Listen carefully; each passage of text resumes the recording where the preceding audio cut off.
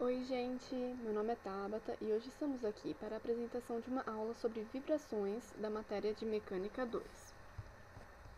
Bom, para começar, vamos fazer uma pergunta bem básica. O que é vibração? Vibração é todo movimento periódico de um corpo ou sistema de corpos interligados, em torno de uma posição de equilíbrio. Existem dois tipos de vibração, a livre e a forçada, sendo que ambas podem ser amortecidas ou não. Agora vamos explicar melhor o que é essa vibração livre. Ela é aquela que ocorre quando o movimento se mantém por forças restauradoras, gravitacionais ou elásticas. Um exemplo bem simples disso, que podemos ver no nosso cotidiano, é o movimento de vai e vem de um pêndulo. Mas por outro lado, temos a vibração forçada, que é aquela causada por uma força externa aplicada ao sistema. Agora que já temos uma ideia básica sobre esses dois tipos de vibração, vamos analisar eles dentro das vibrações sem amortecimento. Nessa figura, temos um exemplo bem simples de vibração livre sem amortecimento, onde podemos ver um bloco de massa m, que está ligado a uma mola de rigidez K.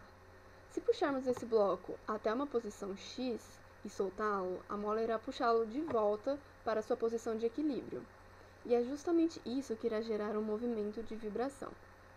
Esse movimento oscilatório continuará indefinidamente, caso as forças de atrito forem consideradas iguais a zero. Porém, isso é um caso ideal, já que na realidade sempre teremos forças de atrito.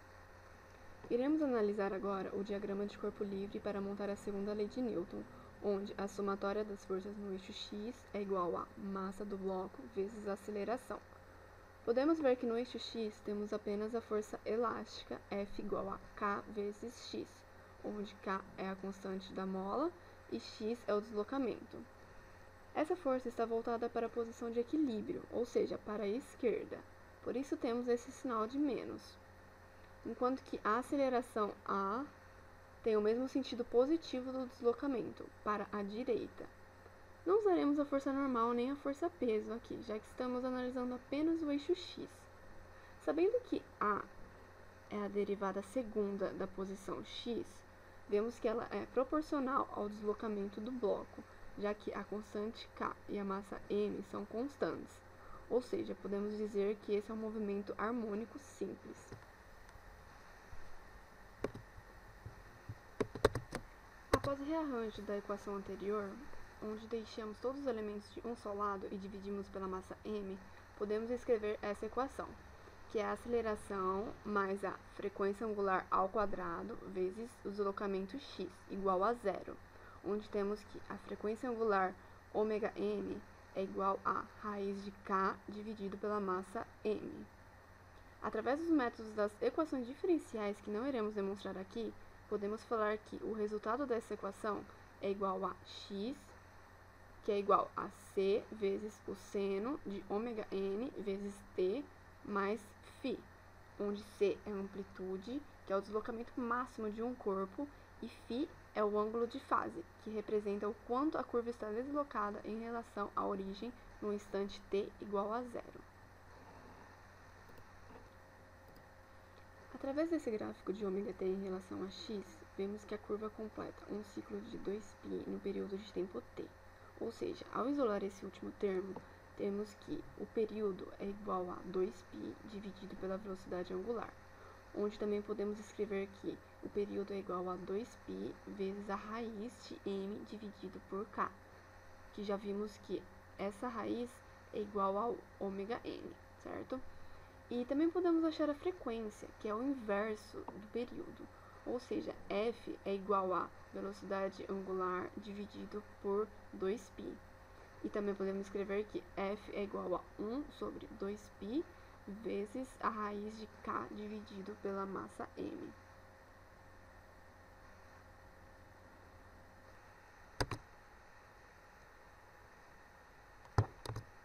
Agora que já vimos a vibração livre, vamos falar um pouco sobre a vibração forçada sem amortecimento.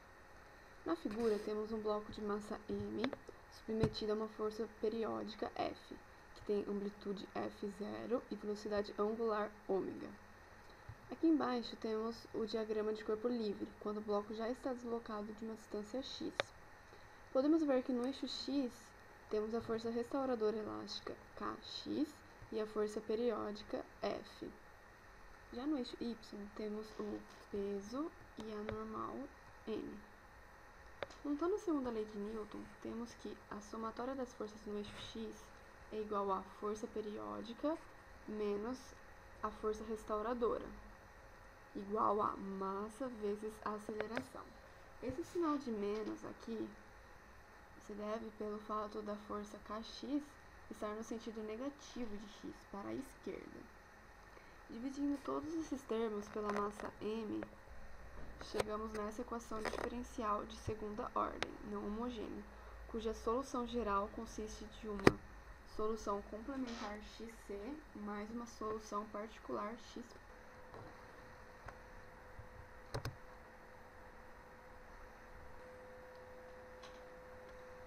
A solução complementar xc é obtida ao fazer o segundo membro da equação igual a zero. Não iremos fazer isso aqui, mas o resultado é igual a xc igual a A vezes seno de ômega nt mais B cosseno de ômega nt, onde A e B são constantes que podem ser determinadas calculando-se a última equação e sua derivada temporal para um dado instante. Já a solução particular xp é igual a f0 sobre k dividido por 1 menos ômega sobre ômega n ao quadrado, vezes seno de ômega t. Portanto, somando xc e xp, vamos achar a solução geral, que é essa daqui.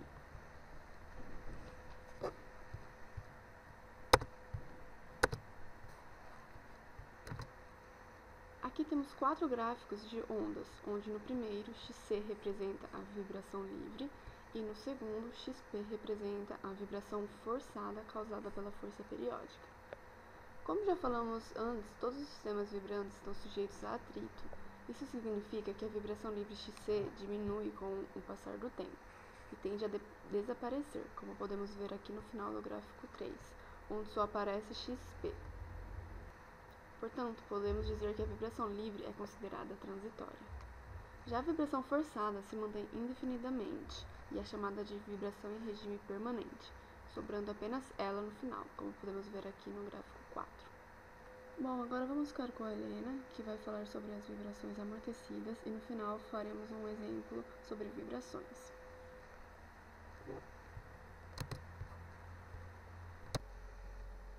Vamos agora fazer um exercício bem interessante sobre vibração em um pêndulo. Então vamos lá. Determine o período de vibração para o pêndulo simples mostrado na figura. A esfera tem massa m e o fio comprimento L. Despreze o tamanho da esfera e a massa do fio. Considere o fio inextensível. Bom, no diagrama de corpo livre, temos a tração T no fio e o peso W, que está a um ângulo θ do eixo normal. Sabendo que a força restauradora tem direção tangencial, vamos aplicar a equação de movimento nessa direção. Então, temos que o somatório das forças na direção T é igual a menos a massa vezes a gravidade vezes o seno de θ igual a massa vezes a aceleração tangencial. Sabendo que essa aceleração é igual à derivada segunda do deslocamento e que a coordenada S está relacionada com a posição angular θ pela equação S igual a L vezes θ, temos que a aceleração tangencial é igual ao comprimento vezes θ 2 pontos. Com isso, podemos reescrever aquela equação, sendo que primeiro iremos dividir todos os elementos pela massa e após isso substituiremos a aceleração por L θ 2 pontos. Assim, vamos dividir de novo toda a equação agora pelo comprimento L.